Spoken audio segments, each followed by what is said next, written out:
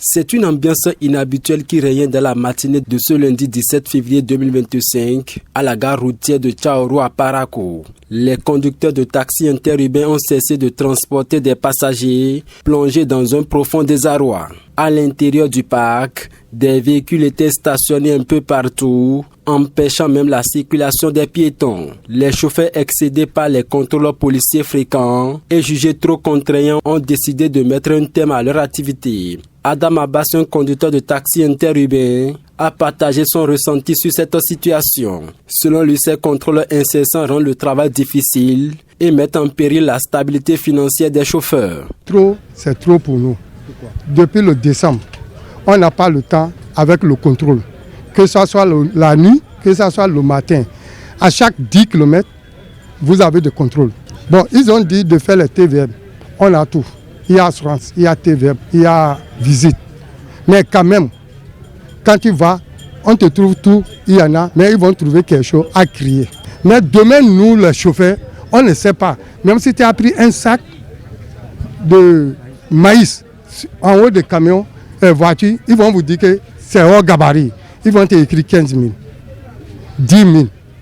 Nous aussi, on gagne combien? Maintenant, nous, on a pris la décision qu'aucune véhicule ne voyage plus.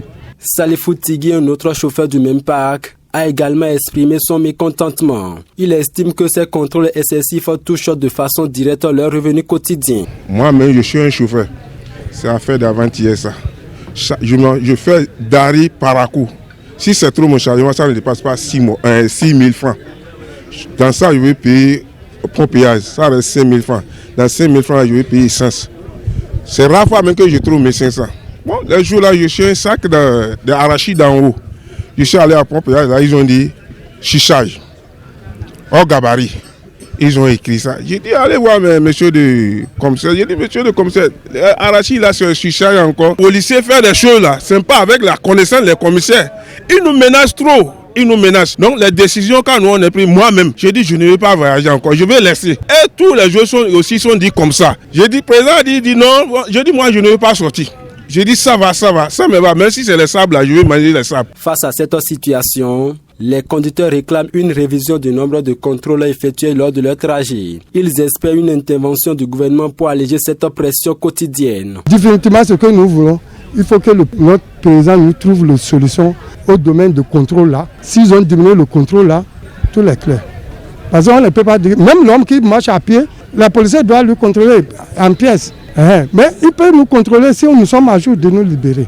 Mais chargement avec 2 sacs de maïs, il n'a qu'à écrire 10 000, 20 000, 30 000 à quelqu'un. C'est pas bon. Combien le chauffeur même gagne? Les responsables de la gare routière de Tchaourou, bien informés de cette situation, ont fait savoir qu'ils avaient déjà entrepris des démarches pour trouver une solution. En attendant, ils appellent à la célérité et au calme des conducteurs. Ce matin, j'étais allé voir la hiérarchie, mais malheureusement, je n'ai pas vu le DGPR. C'est là que j'attendais quand mes éléments m'ont appelé pour dire que l'autogare est en train de vouloir s'enflammer. Je me suis demandé, il a demandé qu'est-ce que pardon me dit que les chauffeurs ont décidé de ne plus voyager, qu'ils sont mécontents du système du gouvernement. C'est comme ça que je me suis dépêché pour venir les calmer. Que c'est une décision que le gouvernement a menée, on doit plaider auprès de ces autorités. Parce que ces policiers, ils ont un ministère.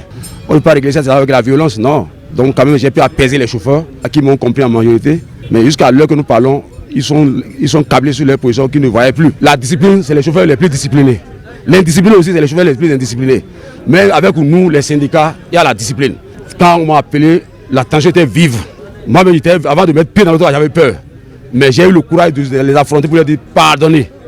Pardonnez, ce n'est pas eux, ce n'est pas les policiers, c'est l'État. Mais on va donner pardon à l'État. Donc j'ai pu les calmer et ils m'ont compris. Mais je leur ai dit, même s'ils vont agir d'autre manière, il faut que ça soit une voie légale.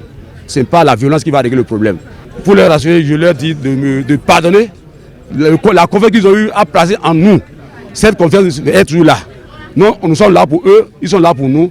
On va lutter pour trouver une solution. Les responsables des parcs de transport, loin de se décourager, s'engagent à travailler pour une meilleure organisation du secteur. Ils en appellent aussi à la responsabilité des conducteurs afin d'éviter les débordements et les violences.